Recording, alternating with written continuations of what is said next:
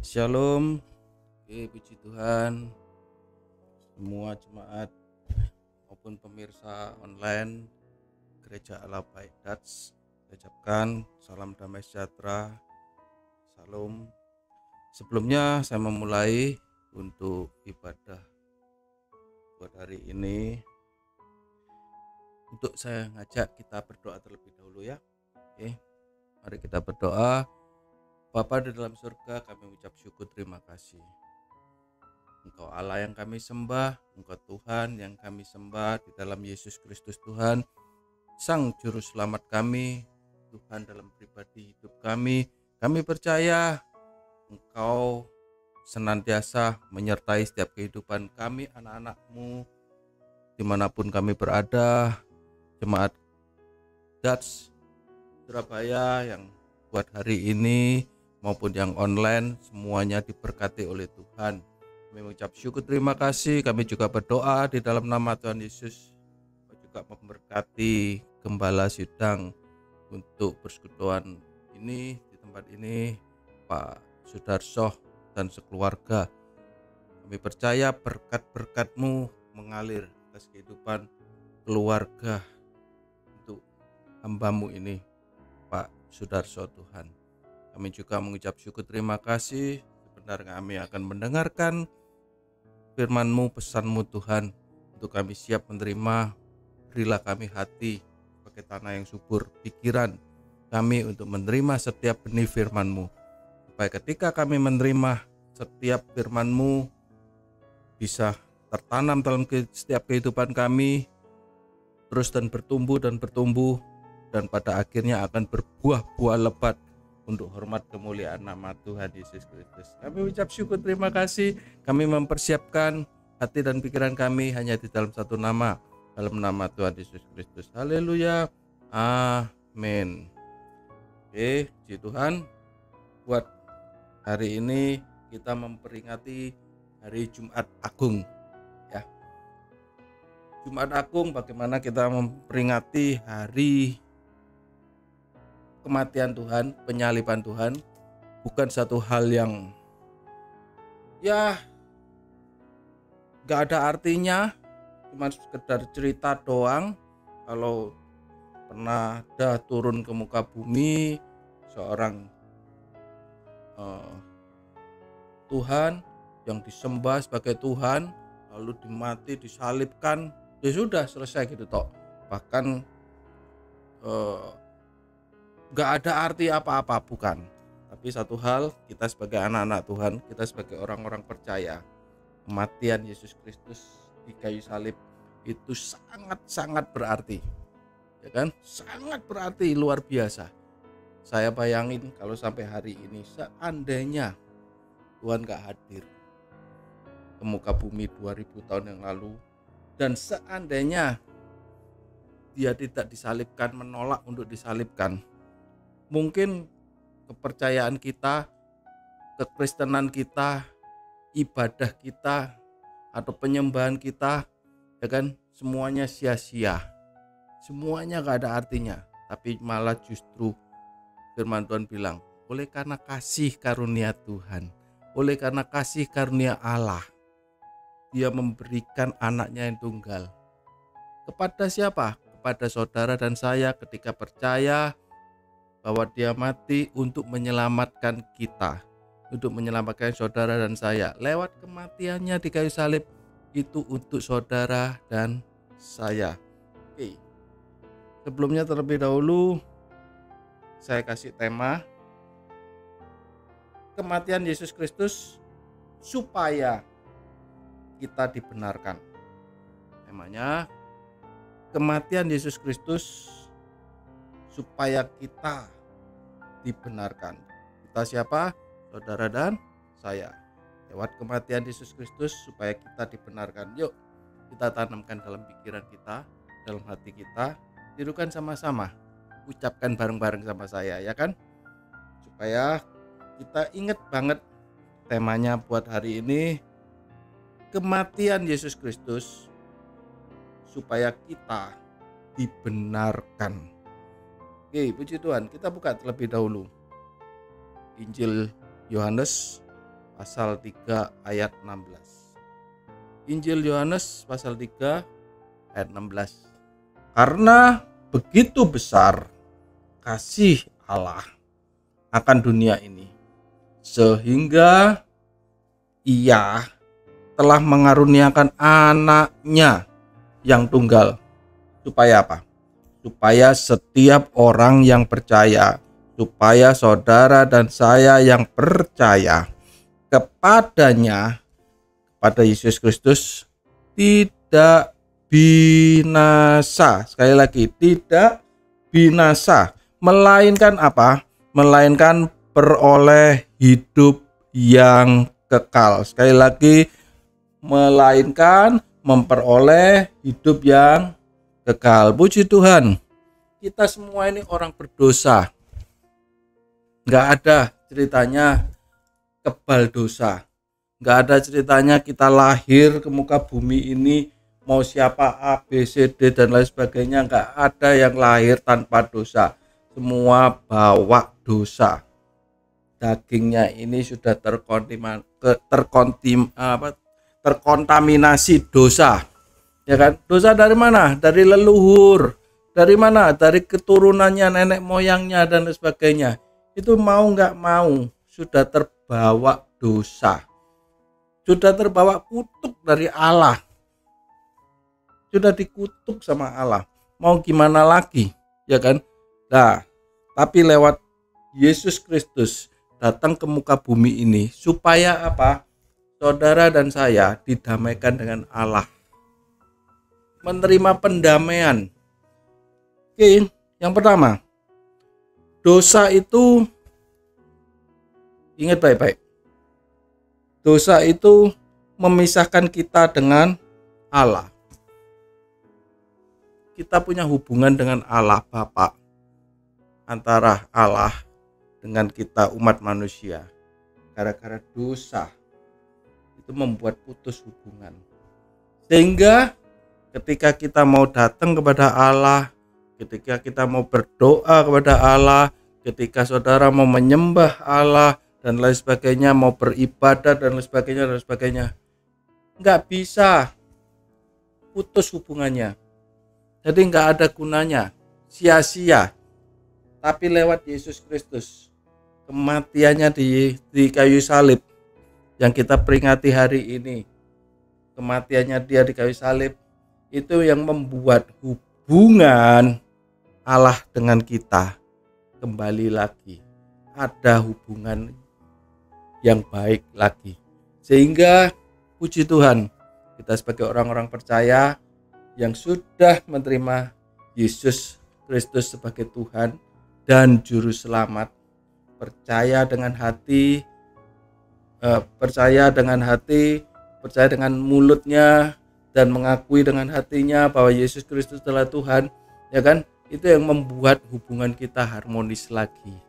Ketika kita datang pada Tuhan, kita berdoa, ketika kita menyembah Tuhan, kita memuji Tuhan, beribadah kepada Tuhan, itu Tuhan mau dengar dan Tuhan mau bersemayam di atas tahta pujian kita. Ketika kita menyembah, Tuhan itu hadir. Nah, luar biasanya di sana. Luar biasanya kita sebagai anak-anak Tuhan. Beda, ya kan? Ini perbedaannya sebagai kita orang-orang Kristen, sebagai kita anak-anak Tuhan. Anak-anak Tuhan itu punya prioritas, ada hubungan khusus akhirnya.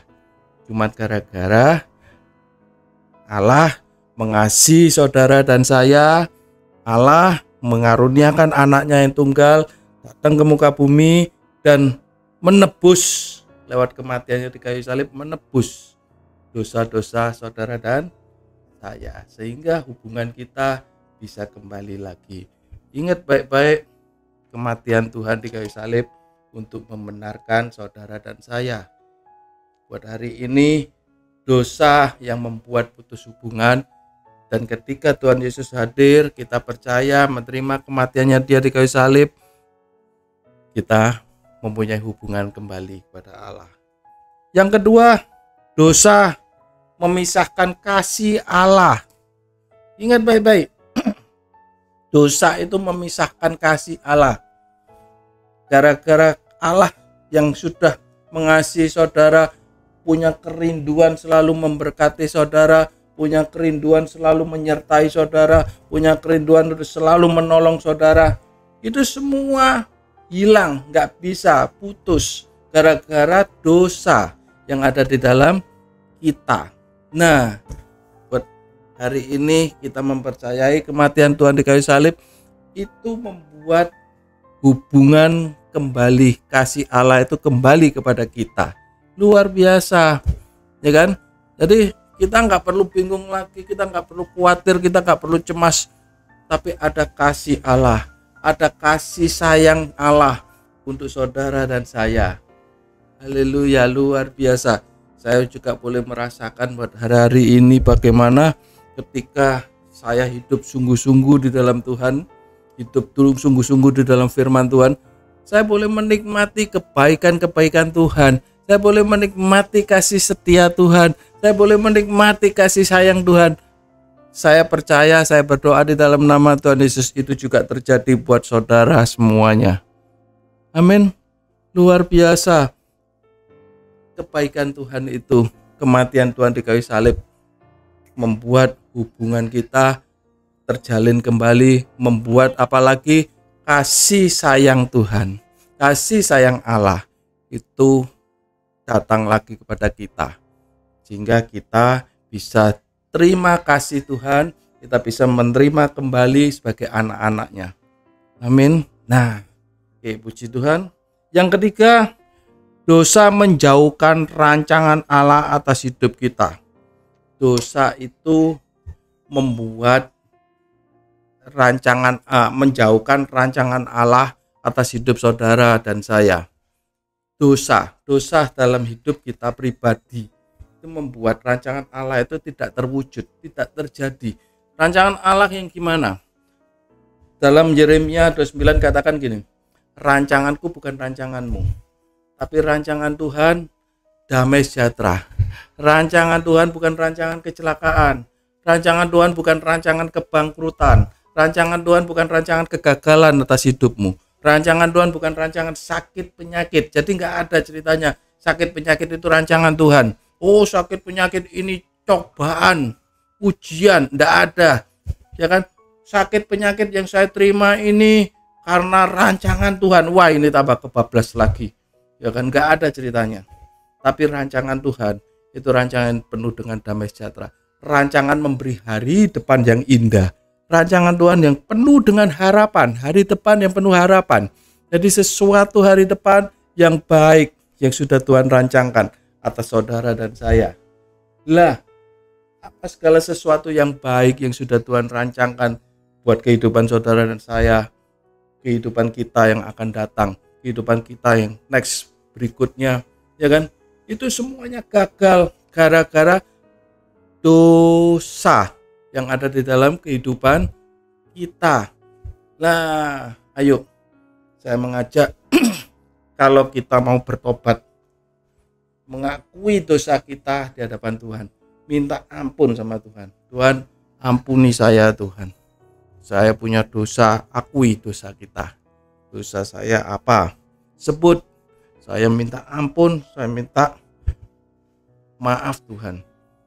Ya kan, baik yang sengaja maupun yang nggak sengaja, kita bertobat. Kalau sudah bertobat, kita minta ampun sama Tuhan, jangan diulangi lagi. Tapi percaya, hidup sungguh-sungguh dalam firman Tuhan. Ketika kita hidup dalam firman Tuhan, kita hidup sungguh-sungguh, rancangan Allah itu akan terjadi dalam kehidupan saudara.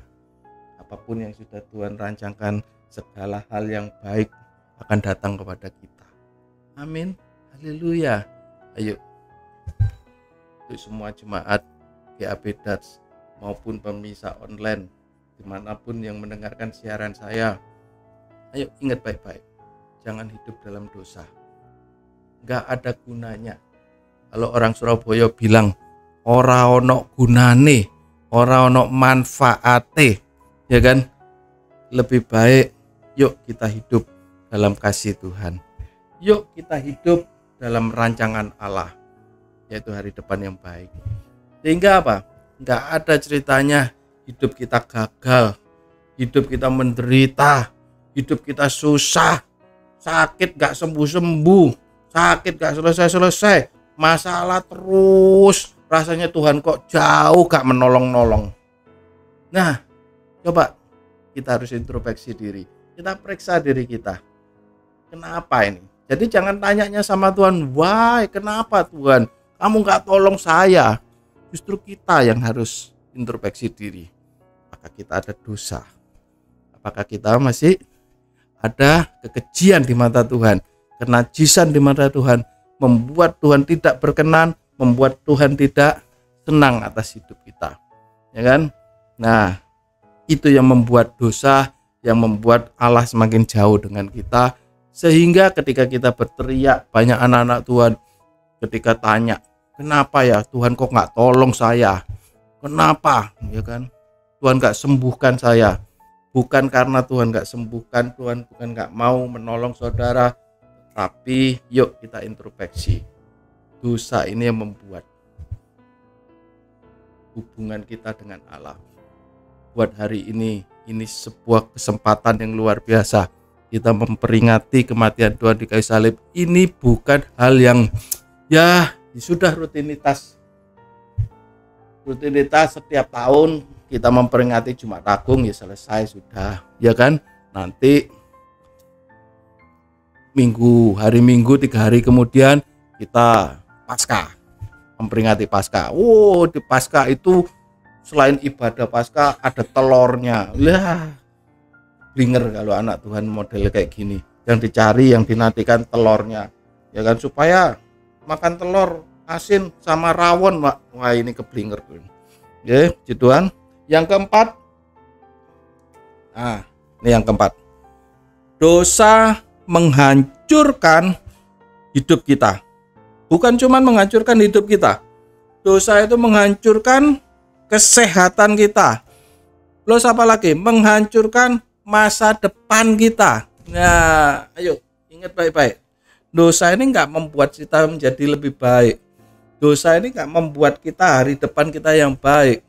Bahkan kesehatan kita juga akan dihancurkan.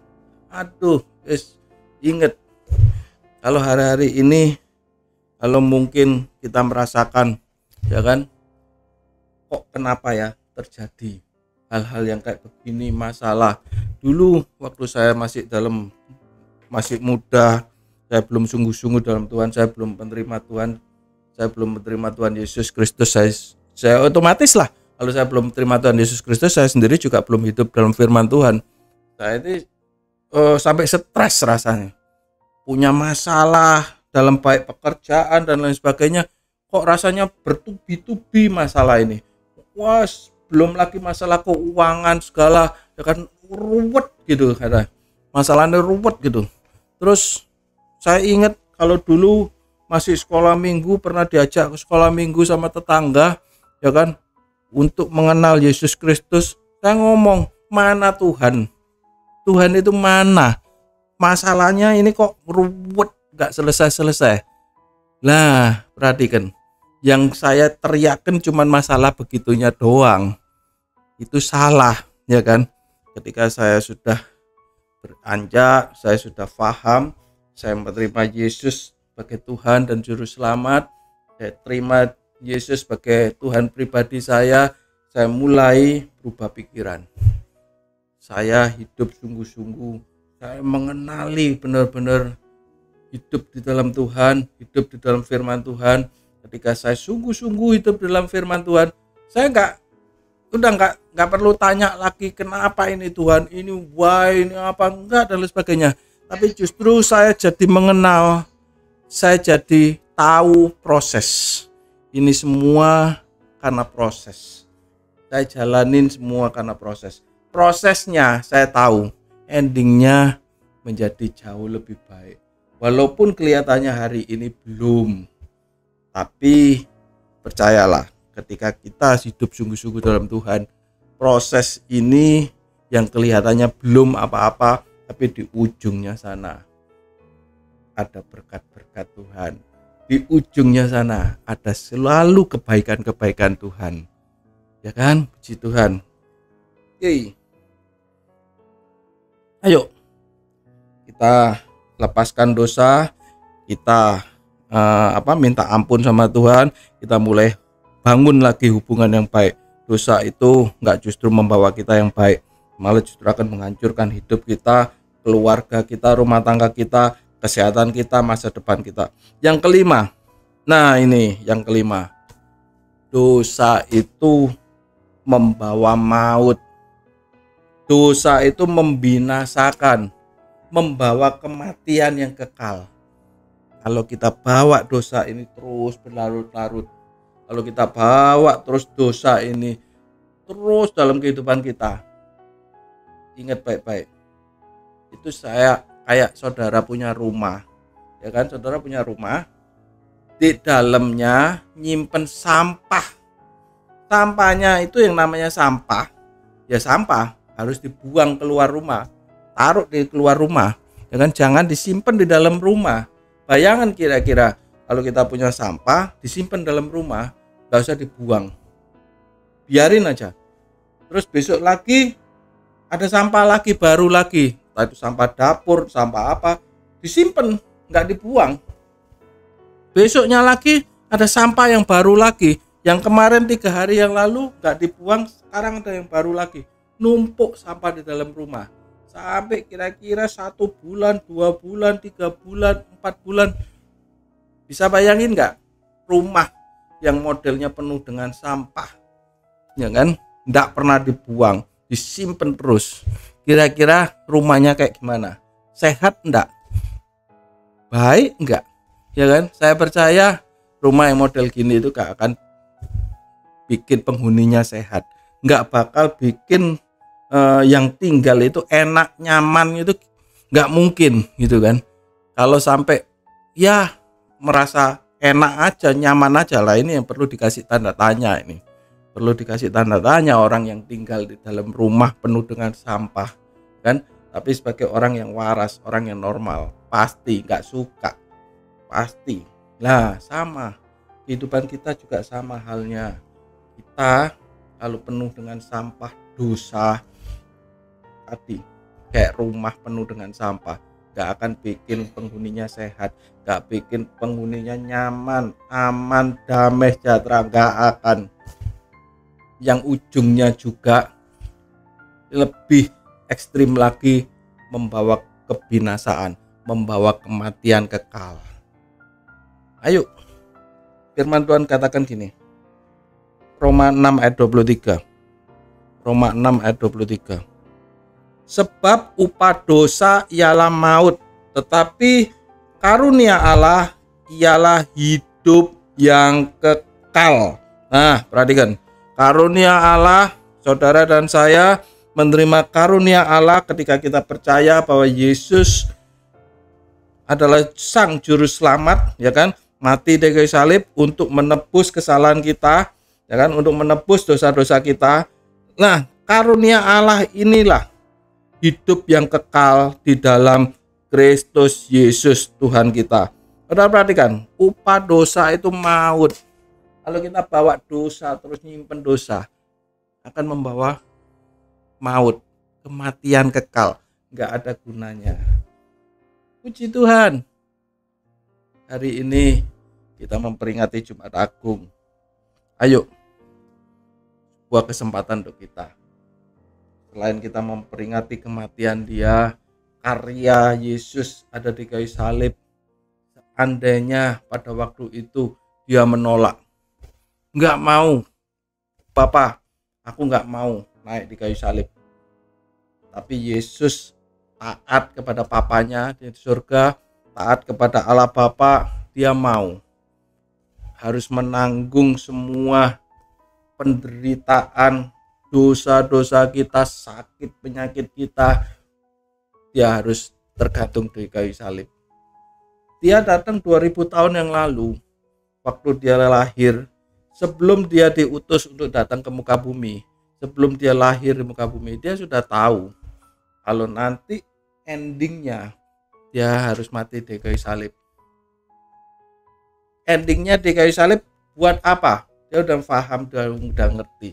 Makanya dia nggak akan nolak, karena kasih setia Tuhan, karena sayangnya Tuhan buat saudara dan saya, supaya apa?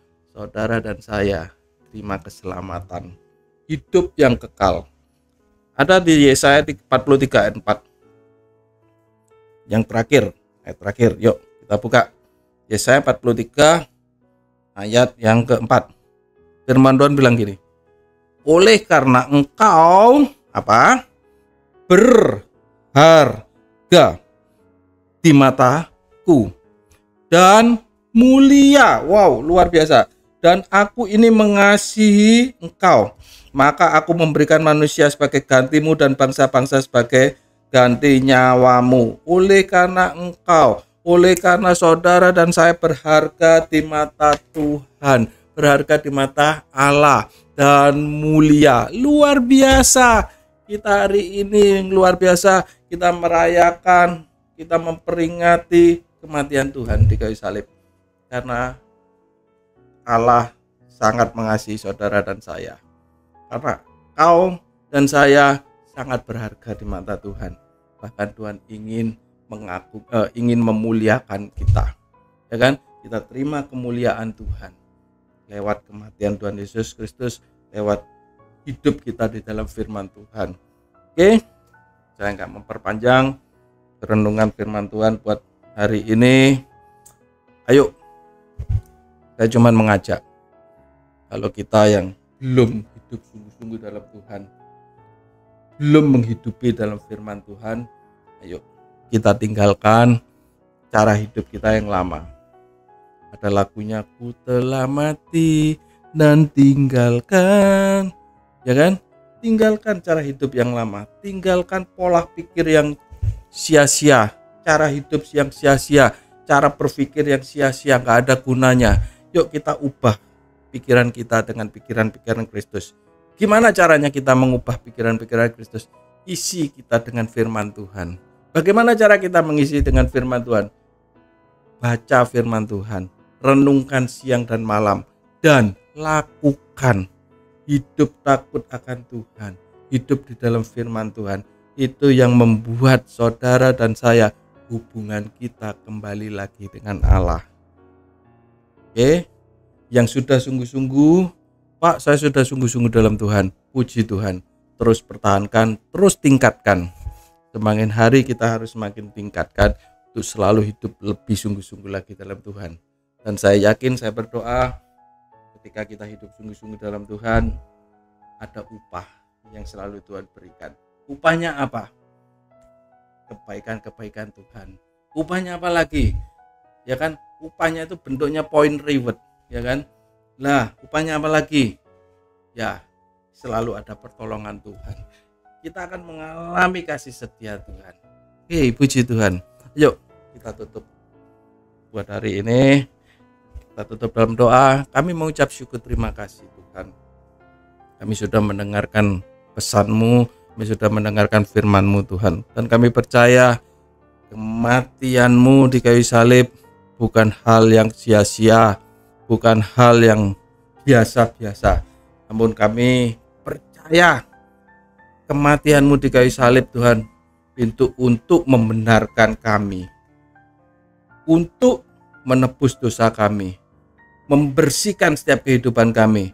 Sekalipun dosa kami merah seperti kesumbah, sekalipun dosa kami yang sejelek apapun, Engkau Tuhan menebus kami, mengampuni kami, dan menerima kami, mengangkat kami menjadi anak-anak Allah. Dan kami percaya, kami ucap syukur ketika kami menjadi anak-anak Tuhan, Dia angkat untuk menjadi anak-anak-Mu. Ada segala kebaikan Tuhan Kau nyatakan dalam setiap kehidupan kami. Kami mengucap syukur terima kasih Tuhan. Allah yang kami sembah di dalam Yesus Kristus, hanya di dalam nama Tuhan Yesus Kristus kami mengucap syukur. Haleluya. Amin.